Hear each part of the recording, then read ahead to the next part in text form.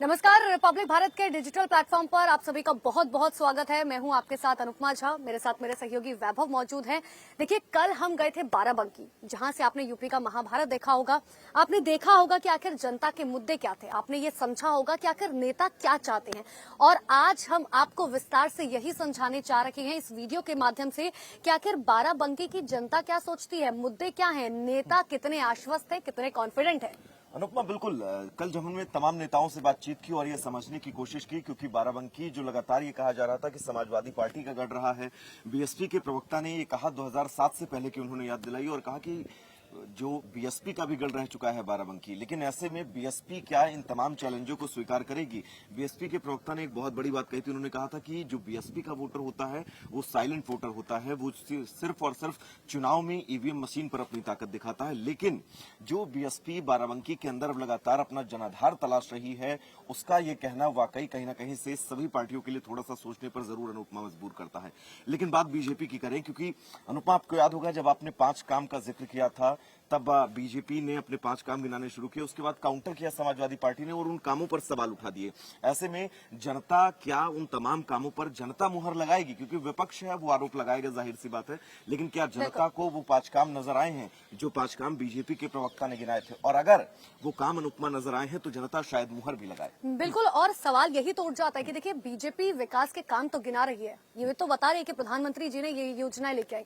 उत्तर प्रदेश के अंदर योगी आदित्यनाथ की सरकार जो है वो अच्छी खासी चल रही है, कानून व्यवस्था पर हम काम कर रहे हैं, जो गुंडे हैं उन्हें हम जेल के पीछे पहुंचा रहे हैं। लेकिन जनता को ये सभी बातें वैभव कितनी ज्यादा पसंद आ रही हैं, ये सबसे बड़ा सवाल हो जाता है। क्योंकि देखिए, ये बात अगर कुछ महीनों पहले की अगर हम बात बोले तो बात बहुत अलग हो जाती है। लेकिन देखिए, ये बात सच है, इस बार एक तरफा चुनाव नहीं होने जा रहा है वैभव, जितना हम समझ रहे हैं। क्योंकि समाजवादी पार्टी और अखिलेश यादव फ्रंट फुट पर आकर बैटिंग कर रहे हैं, वो लगातार चौके छक्के मार रहे हैं। और कैसे भूल सकते हैं हम वैभव, स्वामी प्रसाद मौर्य जैसे नेता, 3 बड़े बड़े मंत्री बीजेपी के बागी हो गए और चले गए समाजवादी में। रणनीति समझिए कुल मिलाकर, क्योंकि समाजवादी पार्टी इस बार ना पूरी तरह से माइंड गेम खेल रही है इस विधानसभा चुनाव में। शुरुआत में करूंगा क्योंकि जिस तरह से वेस्ट यूपी को साधने की कोशिश समाजवादी पार्टी कर रही है, वेस्ट यूपी के अलावा जिस तरह से जो इस्तीफों की झड़ी है, बीजेपी से लोग इस्तीफा देकर समाजवादी पार्टी में पहुंच रहे हैं, ये कहीं ना कहीं से बहुत पहले से इसकी रणनीति तैयार हो रही थी।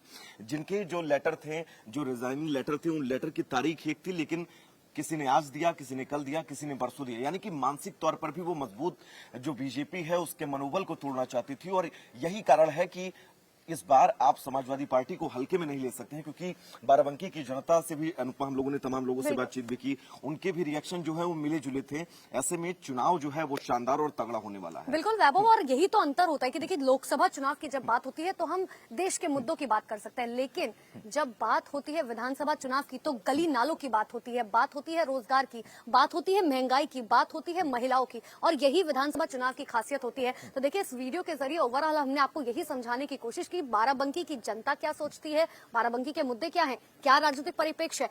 और वैभव, सबसे इंपॉर्टेंट यही हो जाता है कि देखिए, हर पार्टी कह रही कि चुनाव तो हम ही जीतेंगे, लेकिन जनता किनके कामों पर मुहर लगाएगी, जनता को किसके काम समझ में आएंगे, जनता के नजरिए से क्या जो दावे वादे किए गए थे, जो चुनावी मैनिफेस्टो में जिन जिन बातों का जिक्र किया गया था, फिर वो चाहे कानून व्यवस्था हो, रोजगार को लेकर हो, महंगाई को लेकर हो, तमाम ऐसे मुद्दे हैं जिनको लेकर बाराबंकी की जनता पिछले 5 सालों से देख रही है। अब बाराबंकी की जनता किसके नाम पर मुहर लगाती है, ये बड़ा दिलचस्प होगा अनुपमा। बिल्कुल, आखिर में जाने से पहले मेरी आपसे बस यही रिक्वेस्ट है कि जिस दिन बाराबंकी के अंदर वोटिंग होगी, अपने घर से निकलिए, अपने मतदान का इस्तेमाल जरूर कीजिए। ये शर्म की बात नहीं है, ये गर्व की बात है कि आप अपने मत का इस्तेमाल करें। बहुत बहुत शुक्रिया।